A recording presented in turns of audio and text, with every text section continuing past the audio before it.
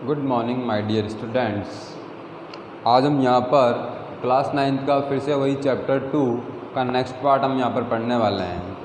Last part में पिछले part में हमने ये देखा था कि सॉलिड का सॉलिड के साथ जो सॉल्यूशन होता है, सॉलिड का ऐसी एक टेबल बनाई थी अपन ने जिसमें देखा था कि सॉलिड का सॉलिड के साथ कैसा मिक्सचर होता है, लिक्विड के साथ सॉलिड का कैसा मिक्सचर होता है और गैस के साथ सॉलिड का कैसा मिक्सचर होता है। तो उनको अपन ने बोला था सॉल्यूशन। अब डिफरेंट टाइप के सॉल्यूशंस को हमें क्या करना है, कैटेगराइज करना है, क्लासिफिकेशन करना है। तो हमें देखना है आगे सॉल्यूशन कितने टाइप के होते हैं, सॉल्यूशन कितने टाइप के होते हैं। तो हमें क्या पढ़ना है यहाँ पर आज, टाइप्स ऑफ सॉल्यूशन या टाइप्स ऑफ मिक्सचर। ठीक है, टाइप्स ऑफ सॉल्यूशन के टाइप्स पढ़ने हैं। ठीक है, तो सॉल्यूशन के टाइप अलग अलग चीज़ों के बेसिस पे अलग अलग होते हैं। सॉल्यूशन के बहुत सारे टाइप होते हैं एक्चुअली।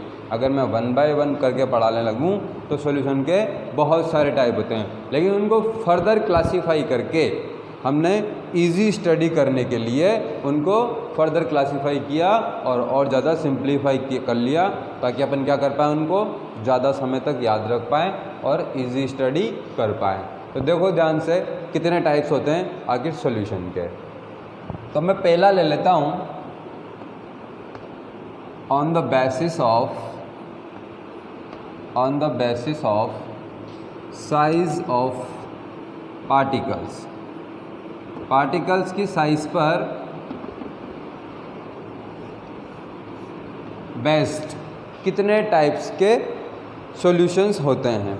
मतलब ये अलग अलग पार्टिकल्स की साइज़ हो अगर, तो सॉल्यूशन कितने टाइप के कर सकते हैं। तो हम यहाँ पर सॉल्यूशन को, एक सॉल्यूशन यहाँ पर ले लेते हैं, एक सॉल्यूशन यहाँ पर ले लेते हैं और एक सॉल्यूशन हम यहाँ पर ले लेते हैं, और हम देखते हैं इन तीनों में क्या है अलग अलग। ठीक है, तो इन तीनों के बारे में हम जानते हैं। तो सबसे पहले इन तीनों के नाम कि हमने सॉल्यूशन को पार्टिकल्स की साइज़ के बेसिस पर 3 भागों में बांट दिया। एक होता है ट्रू सॉल्यूशन। क्या होता है? True solution. एक होता है कॉलॉइड, नाम सुना होगा कॉलॉइड, इसको हम सॉल भी बोलते हैं, सॉल। ठीक है, उसके अलावा जो नेक्स्ट है वो है हमारा सस्पेंशन। क्या है? सस्पेंशन। ये भी क्या है? एक सॉल्यूशन ही होता है। ठीक है, ये तो हमारे क्या हो गए, सॉल्यूशन के टाइप्स हो गए। अब हम इनको 1 बाय 1 डिफाइन करते हैं, इनकी कैरेक्टरिस्टिक्स बताते हैं और इनके बारे में और भी चीज़ें देखते हैं कि आखिर ट्रू सॉल्यूशन कैसा होता है, कॉलॉइड सॉल्यूशन कैसा होता है और सस्पेंशन सॉल्यूशन कैसा होता है। तो देखो, अगर हम यहाँ पर इनकी नेचर की बात करें, किसकी बात करें? नेचर की। सबसे पहले अगर हम बात करें तो जो ट्रू सॉल्यूशन होते हैं, ये जो ट्रू सॉल्यूशन है ये ऐसे सॉल्यूशन हैं, ध्यान से सुनते जाएं, ये तीनों चीज़ें बहुत इंपॉर्टेंट है इस चैप्टर के लिए। ये जो ट्रू सॉल्यूशन है इसके पार्टिकल्स इतने छोटे होते हैं, इसके पार्टिकल्स इतने छोटे होते हैं कि दिखाई नहीं देते। नेक्ड आइज से डायरेक्ट दिखाई नहीं देंगे, माइक्रोस्कोप से भी दिखाई नहीं देंगे। मतलब जैसे मैं ये बोलूँ कि यहाँ पर अगर मैं पानी के अंदर सॉल्ट, कॉमन सॉल्ट जो होता है हमारा नमक, वो अगर इसके अंदर डिज़ोल्व कर दूँ तो क्या उसके जो दाने हैं वो इसमें दिखाई देंगे? क्या इसमें सॉल्ट के पीस दिखाई देंगे? नहीं दिखाई देंगे, क्योंकि वो तो डिज़ोल्व हो चुके हैं। तो ऐसे सॉल्यूशन को हम बोलते हैं ट्रू सॉल्यूशन, और जिनकी नेचर कैसी होती है? होमोजीनियस। होमोजीनियस का मतलब फिर से समझाता हूँ। होमोजीनियस ऐसे सॉल्यूशन होते हैं जिनके अंदर जो सॉलिड पार्टिकल्स हैं वो नज़र नहीं आते, नेक्ड आई से दिखाई नहीं देते, कोई क्लियर बाउंड्री नहीं होती सॉलिड और सॉल्वेंट के बीच में। और कॉलॉइड या सॉल, यानी कि उनकी जो नेचर है वो इसके अपोजिट होती है, हेट्रोजीनियस होती है। हेट्रोजीनियस होती है। हेट्रोजीनियस मतलब कैसी? जैसे हम क्या करें, यहाँ पर पानी के अंदर कुछ ऐसी चीज़ डाल दें जो घुल तो जाए उसके अंदर, लेकिन दिख जाए अलग अलग कि ये सॉल्यूट है और ये सॉल्वेंट है, तो उसको बोलते हैं अपन कॉलोइड सॉल्यूशन। और सस्पेंशन जो होते हैं वो भी कैसे होते हैं, हेट्रोजीनियस होते हैं। ठीक है, सॉल्यूशन भी क्या, सस्पेंशन भी कैसे होते हैं, हेट्रोजीनियस होते हैं। तो ये तो हो गई तीनों की नेचर समझ में आई ना ध्यान से। होमोजीनियस जानते हैं सब लोग, जिसके अंदर कोई क्लियर बाउंड्री नज़र नहीं आए उसको बोलते हैं अपन होमोजीनियस। और हेट्रोजीनियस जिसके अंदर क्लियर बाउंड्री नज़र आए, मतलब सॉल्यूट के पार्टिकल्स सॉल्यूशन के अंदर साफ साफ अलग से नज़र आते हैं, उसको अपन हेट्रोजीनियस सॉल्यूशन बोलते हैं। अगर हम बात करें यहाँ पर पार्टिकल्स की size of particle, size of particles मतलब ये जो ट्रू सॉल्यूशंस होते हैं उनकी साइज़ जो है वो लेस देन 1 नैनोमीटर, 1 नैनोमीटर से भी कम होती है। और कोलोइड के जो पार्टिकल्स हैं उनकी साइज़ जो है वो होती है more than 1 nanometre and less than 1000 nanometre.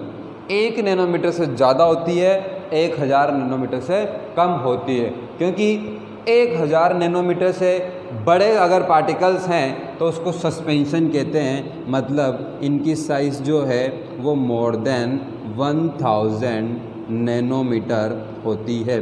समझ गए ना बात। यही सॉल्यूशन के पार्टिकल्स अगर बिल्कुल 1 नैनोमीटर से भी छोटे छोटे हैं तो इसको मैं ट्रू सॉल्यूशन बोल दूंगा। इसी के पार्टिकल्स अगर 1 नैनोमीटर से 1000 नैनोमीटर के बीच में है तो मैं इसी को कोलोइड बोल दूंगा। और अगर 1000 से भी बड़े हैं, 1000 नैनोमीटर से भी बड़े हैं अगर, तो मैं उसको सस्पेंशन बोल दूंगा। और अगर हम इसकी नेक्स्ट बात करें और कैसे पहचान सकते हैं हम ट्रू सॉल्यूशन, कोलोइड और सस्पेंशन को, तो इसके अंदर पहचानने के लिए अपन स्टेबिलिटी भी देख सकते हैं। स्टेबिलिटी का मतलब समझाता हूँ।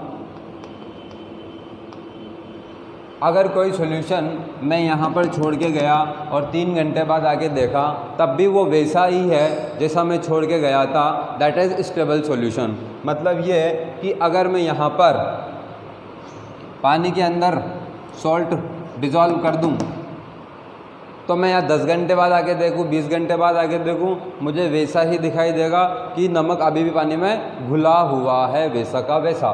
ठीक है, तो वो होते हैं ट्रू सॉल्यूशन। ट्रू सॉल्यूशन क्या होते हैं, स्टेबल होते हैं। क्या होते हैं, स्टेबल होते हैं। अब कोलोइड में ऐसा क्या हो जाएगा मेरे 3 घंटे आने के बाद, तो देखो 3 घंटे आने के बाद तो कुछ नहीं होगा, लेकिन अगर हम इसका सेंट्रीफ्यूगेशन करा दें, वैसे तो ये स्टेबल होता है, लेकिन अगर इसका हम सेंट्रीफ्यूगेशन करा दें, सेंट्रीफ्यूगेशन एक प्रोसेस होती है जिसमें हम क्या करते हैं, डिज़ोल्व करते हैं, शेक करते हैं किसी सॉल्यूशन को। तो अगर हम इसका सेंट्रीफ्यूगेशन करा दें तो इसके पार्टिकल्स क्या होंगे, बॉटम में सेटल डाउन हो जाएंगे। मतलब ये कि ये सॉल्यूशन स्टेबल तो होता है, स्टेबल, बट ऑन सेंट्रीफ्यूगेशन करने पर particles settle down at bottom. ठीक है, अगर हम सस्पेंशन की बात करें तो सस्पेंशन कम्प्लीटली अनस्टेबल होता है। मतलब ये है कि अगर हम इसको थोड़ी देर के लिए बस छोड़ दें, इसको थोड़ा सा टाइम दे दें, तो क्या होगा, इसके पार्टिकल्स खुद नीचे आके बैठ जाएंगे बिना कुछ किए। तो पार्टिकल्स सेटल डाउन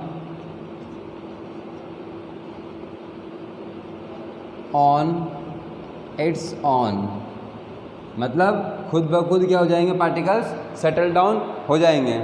नेक्स्ट अगर हम बात करें इसकी, तो एक एक एग्जाम्पल दे सकते हैं हम, एग्जाम्पल्स। ठीक है ना, एग्जाम्पल्स क्या, ट्रू सॉल्यूशंस तो हम बोल सकते हैं सॉल्ट सॉल्यूशन, मतलब सॉल्ट प्लस वाटर अगर होगा सॉल्ट सॉल्यूशन तो वो होता है ट्रू सॉल्यूशन। अगर हम कोलोइड की बात करें तो मिल्क जो हमारा है वो कोलॉइड होता है, एक सॉल्व होता है।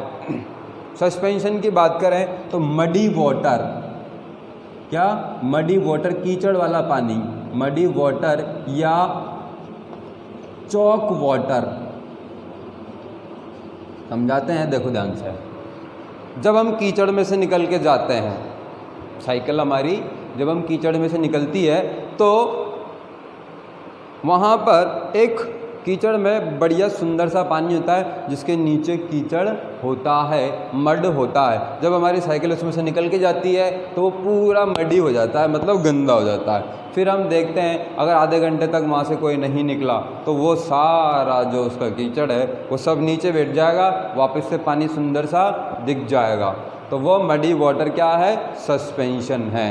ठीक है, तो ये तो हमारा हो गया पार्टिकल्स की साइज़ पे 3 टाइप के सॉल्यूशन होते हैं। कौन कौन से? ट्रू सॉल्यूशन, कोलॉइड और सस्पेंशन। इसके अलावा अगर हम और फर्दर डिवाइड करें किसको, सॉल्यूशंस को, तो क्या होगा, देखो ध्यान से।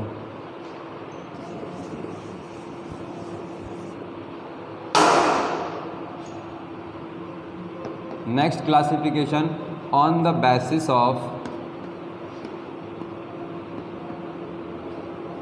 Amount of solute.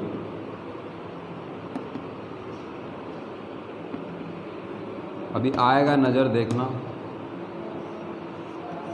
ध्यान से देखो।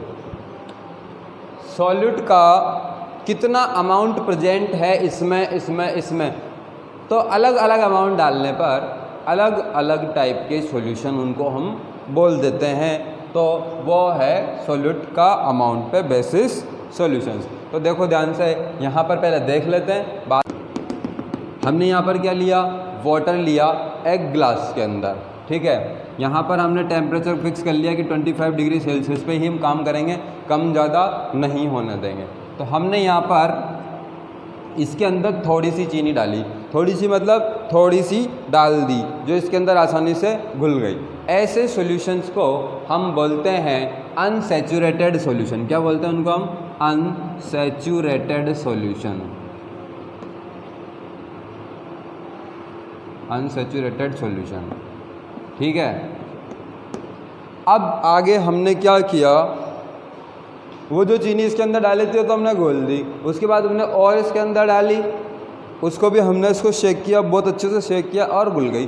फिर हमने इसके अंदर और डाली और शेक किया और शेक किया, घुल गई, लेकिन थोड़े से दाने इसके अंदर बच गए जो हम शेक किए जा रहे हैं, लेकिन वो डिज़ोल्व अब नहीं हो रहे। उसको हमने छान लिया, अलग कर लिया, ठीक है। अब जो हमारा जो सोल्यूशन है जिसके अंदर अब और चीनी डिज़ोल्व नहीं हो सकती, दैट इज़ सैचुरेटेड सॉल्यूशन। वो क्या बोलते हैं उसको?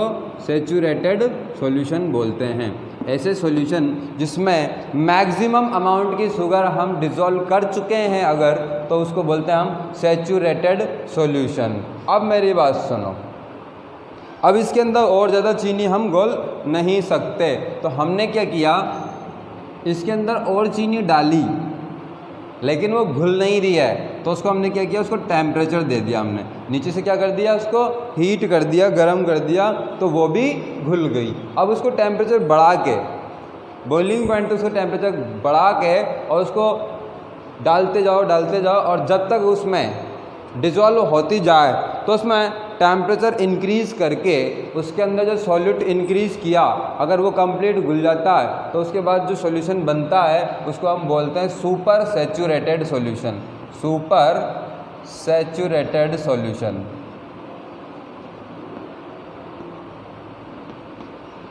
समझ में आ गई बात? सुपर सैचुरेटेड सॉल्यूशन क्या होता है? ऐसा सॉल्यूशन जिसके अंदर हम सॉल्यूट को टेम्परेचर इंक्रीज़ करके डिज़ोल्व कर देते हैं, ऐसे सॉल्यूशन को हम बोलते हैं सुपर सैचुरेटेड सॉल्यूशन। तो ध्यान से देखें, इनको डिफाइन करते हैं वन बाय वन।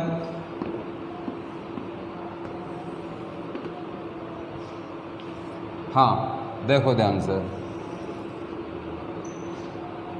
ऐसे सॉल्यूशंस in which या solutions in which solute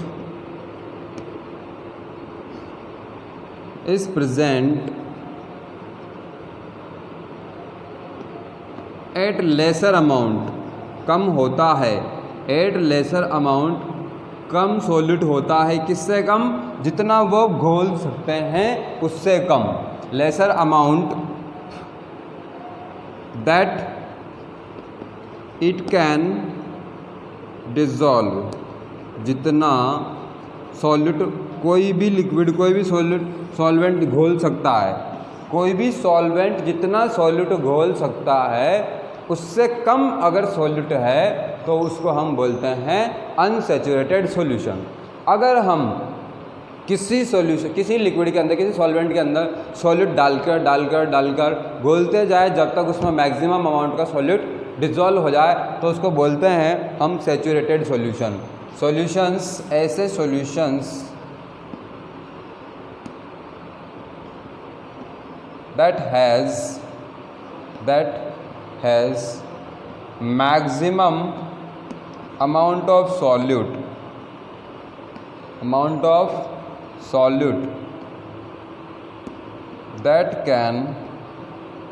that it can dissolve, जितना ज़्यादा से ज़्यादा सॉल्यूट वो घोल सकता है अगर हम उतना घोल दें तो वो क्या हो जाएगा, सैचुरेटेड सॉल्यूशन हो जाएगा। और ऐसे सॉल्यूशन जिनका टेम्परेचर बढ़ाकर उनके अंदर क्या कर दिया जाए, सॉल्यूट डिज़ोल्व कर दिया जाए, solutions that has amount of solute on increasing temperature,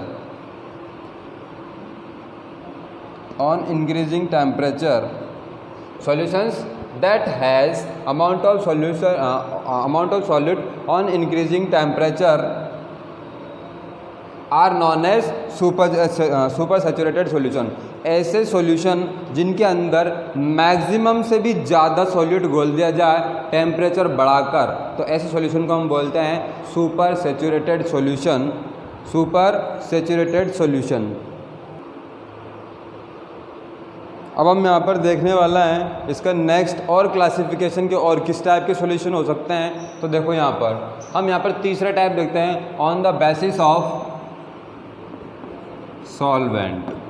solvent के बेसिस पर दो टाइप के सॉल्यूशन होते हैं। एक तो होते हैं एक्वस सॉल्यूशन, क्या होते हैं, एक्वस सॉल्यूशन, और एक होता है नॉन एक्वस सॉल्यूशन।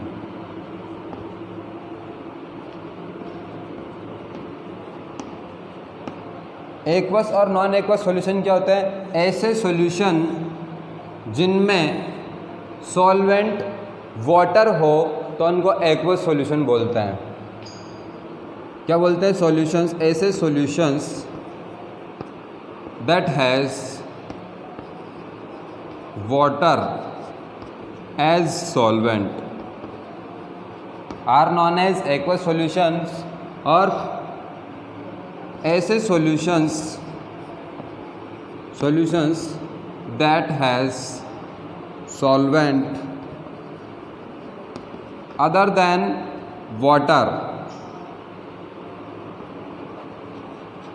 ऐसे सॉल्यूशंस जिनमें सॉल्वेंट पानी के अलावा कोई और हो, पानी के अलावा कुछ भी हो सॉल्वेंट जिसके अंदर सॉल्यूट डिज़ोल्व हो रखा है, तो ऐसे सॉल्यूशन को हम बोलते हैं नॉन एक्वस सॉल्यूशन। और जिसमें वाटर हो उसको हम बोलते हैं एक्वस सॉल्यूशन। तो हम यहाँ पर सेकंड पार्ट को, इस पार्ट को यहीं पर ख़त्म करते हैं और हम इसके नेक्स्ट पार्ट में कंसंट्रेशन और आगे भी बहुत सारी चीज़ें देखते हैं। Thank you very much.